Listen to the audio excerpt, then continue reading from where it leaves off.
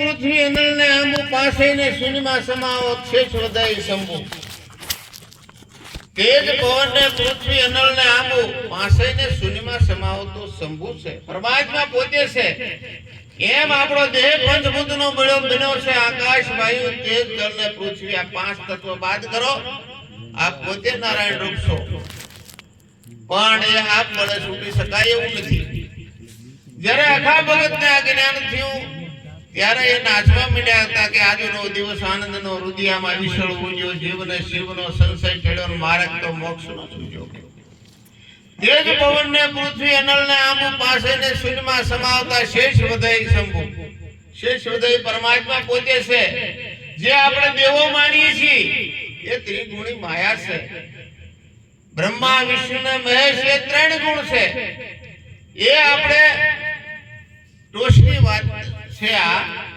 નીચેની વાત ને બોલવું હોય તો બે પદ નીચે આવવું છે મારા વાલા આ તો આપણે ટોચની વાત કરીએ છીએ પણ બે પદ નીચે આવીને બોલી શકાય ઘરે બોલી શકાય એવું નથી વાણે વિરામ પામી જાય એવું છે એટલે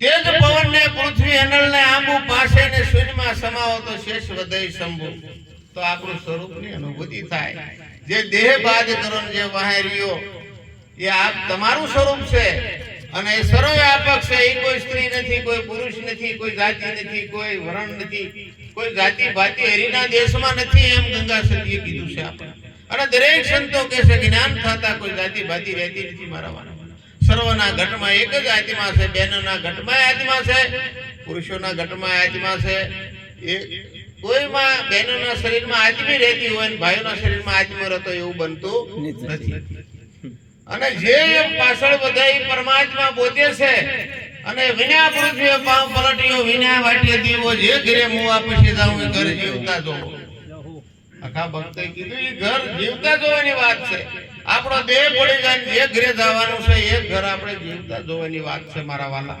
એટલા માટે આ બધું ભજન સત્સંગ એટલા માટે કરવાની જરૂર છે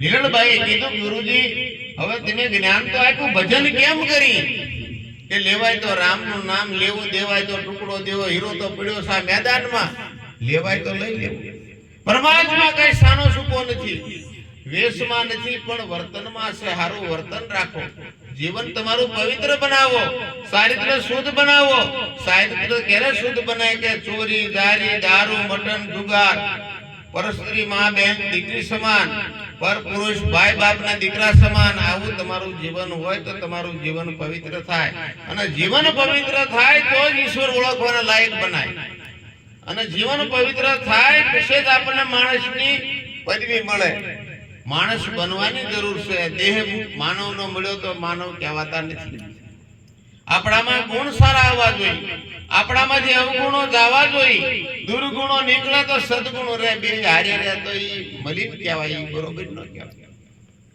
સત્ય એક જ છે આખા વિશ્વમાં અને સૂરજ ઉગી ગયો પછી અંધારું રહે નહીં મારા વાલા એમ જ્ઞાનનો ઉદય જેને જેને થયો એના હૃદયમાં કોઈ દી અંધારું ન હોય અંધારે દોરડે પડે હોય તો આપણને ભ્રાંતિ થાય કે આ સરપ છે પણ લાઈટ કરો એટલે આપણે ભ્રાંતિ મટી જાય ખરેખર આ દોરડી છે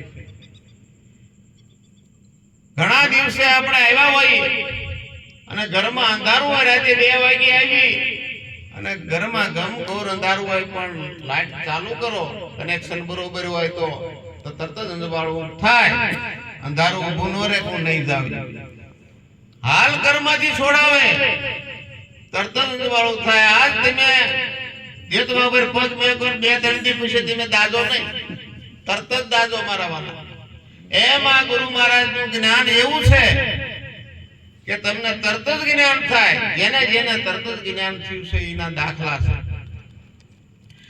લાલજી મહારાજ થઈ ગયા ધીણોજમાં વાણિયા ભાવસાર એને સશાસ્ત્ર 18 પુરાણ ગીતાજી ભાગવત ઉપનિષદ જેટલા શાસ્ત્રો હતા એટલાનો અભ્યાસ કરેલો ખૂબ જ્ઞાન કથેલું એને શાસ્ત્રોનું પણ એને પોતાના આત્માની ખબર નથી કે હું કોણ છું અને એમાં એક માસ્ટર સાહેબ આવેલા અને એને પૂછી નાખ્યું, એ લાલજીભાઈ, આપ તો જ્ઞાની છો, ધ્યાની છો, શાસ્ત્રના જાણકાર છો, આપ કોણ છો? મુમુક્ષુએ વિચાર કરે, ખરેખર દેહ એવું નથી. દેહ તો આપણા ભાડુતી મકાન છે. આમાં રહી છીએ, આમાં રહેવા વાળો રહ્યો, એને ઓળખવાની જરૂર છે. મૌન થઈ ગયા. આ મકાન છે મુકેશભાઈ નું છે. મકાન ને મુકેશભાઈ નો કહી શકીએ, એને રહેવાનું મકાન છે. એમ આપણો દેહ રહ્યો, આપણે રહેવાનું મકાન છે. ગીતાજીમાં ભગવાન કહે છે, આ દેહ રહ્યો મારું ઉત્તમ ઘર છે. આમાં રહીને બધું બોલું છું, આંખથી જોઉં છું, આ કાનથી સાંભળું છું, આ મુખથી બોલું છું. આ મારું રહેવાનું ઉત્તમ ઘર છે. અને પરમાત્મા આપણે હારે હરદમ રહેતો હોય અને આપણે ન ઓળખીએ તો આપણે કેટલું અંધારું કહેવાય મારા વાલા. ઘણાને 80 વર્ષ થઈ જાય છતાં પણ પોતાના સ્વરૂપનો ખ્યાલ આવતો નથી. પણ મહાપુરુષો તક આપે છે. 100 હાથનો કૂવો હોય અને ડોલ બાંધી હોય ને 100 હાથનું શીસણી હોય, મેકાઈ ગયું હાથથી, પણ ભાગતા ભાગતા 10 હાથ રહે તો ઝાલી લ્યો તમે તો ડોલ હોતો બહાર ગયો આવે. એમ કોઈને હરમત નહીં હારવાની કે મારા 70-80 થઈ ગયા છે, મને આત્મજ્ઞાન ન થાય. થઈ જાય મારા વાલા એની ઘડીએ, પણ મુમુક્ષ હોવું જોઈએ, પોતાના ભાવ હોવો જોઈએ, પ્રેમ હોવો જોઈએ. એમ આમાં મહાપુરુષો કહે છે કે હરિને હરિજન બે એક છે, દાદુ શું કહું વખાણે, આત્મા સર્વમાં એક છે, જુદો નથી. ક્યાંથી રે આવ્યો મારો આત્મા આગે, અને ક્યાં જશો એની પૂરી દો ને નિશાની. આ આત્મા ક્યાંથી આવ્યો છે આ ખોડિયામાં, અને ક્યાં જશે આની નિશાની કે મને દો. કે અષ્ટકમળમાં ઉપન્યો આવ્યો આનંદ જાણે, સૌદય ભુવનમાં હું રમી રહ્યો આશે મારી આંધાણે. સૌદય ભુવનમાં મારો વાલો રમી રહ્યો છે. અષ્ટકમળ એટલે આખો દેહ રહ્યો, એમાં પદ કમળ, હસ્ત કમળ, મુખ કમળ, હૃદય કમળ, કંઠ કમળ, આ બધા અષ્ટકમળ આખો દેહ થી મૂળ કમળ. અને આ અષ્ટકમળમાં ઉપન્યો આ પ્રગટ થયો ને. પરમાત્મા તો વ્યાપક છે, પણ આ જવાબ કઈ રીતે દે? અષ્ટકમળ હોય તો જ મેળ પડે.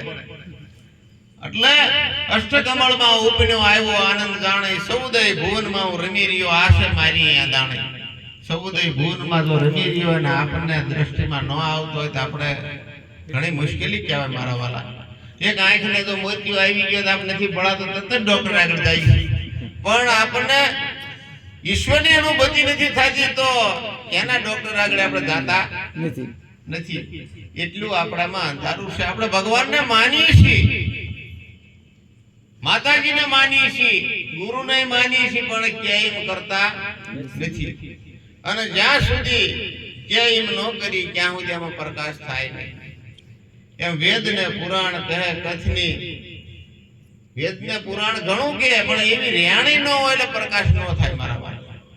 ભૂતના થરણે અખો કે આવી વાતો તો કોક મરજીવા આવે માણે, કોક મરીને જીવા વાળા છે. મરજીવા કોને? જેને કામ, ક્રોધ, મદ, લોભ, રાગ, દ્વેષ, ઈર્ષા ને આને મારી નાખ્યા છે, એ મરજીવા છે.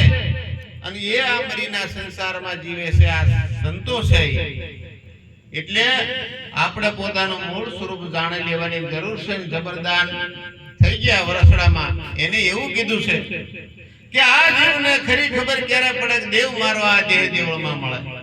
આ જગતના ભોળા છે માનવી, દેવને ગોતે દેવળે દેવળે, જપ તપ વ્રત તીરથ કરીને દેહને ગાળે હિમાલય. જીવને ખરી ખબર ક્યારે પડે કે દેવ મારો આ દેહ દેવળમાં મળે.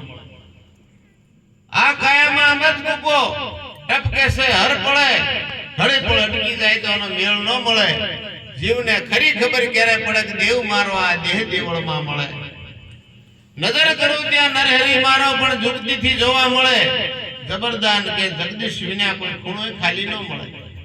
પરમાત્મા વિના કોઈ ખૂણો ખાલી નથી, પણ જ્ઞાન દ્રષ્ટિ મળે ત્યારે. અર્જુન આરે ભગવાન સેમ ઉભા હતા, પણ ભગવાને કીધું, હે અર્જુન તું માનો દર્શન નહીં કરીએ. કે કેમ? કે આ સાંભળાની ચક્ષુ વડે તું મને નહીં ભાળે, મારા દેહને ભાળે. મારા સ્વરૂપનું તારા દર્શન કરવું હોય તો તને દિવ્ય દ્રષ્ટિ આપું.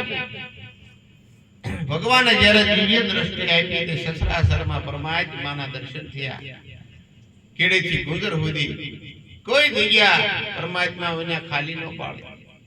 એટલે એમ આપણને જ્યારે કોઈ તત્વદર્શી સદગુરુ મળે તો આ ઘટમાં પરમાત્માના દર્શન થાય. મહાપુરુષો કે તારા ઘટમાં ગોવિંદ બોલે બહારીને શીત ગોતે.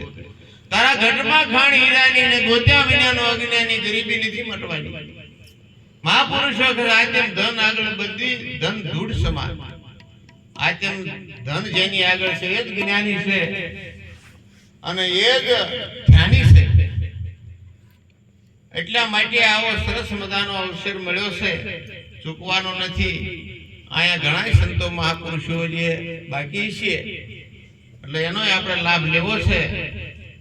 પણ નાગરભાઈ પણ ઘણો ભોગ આપ્યો છે આપણા સંતોની સેવામાં. ધન્યવાદ છે એવા પુરુષોને પણ.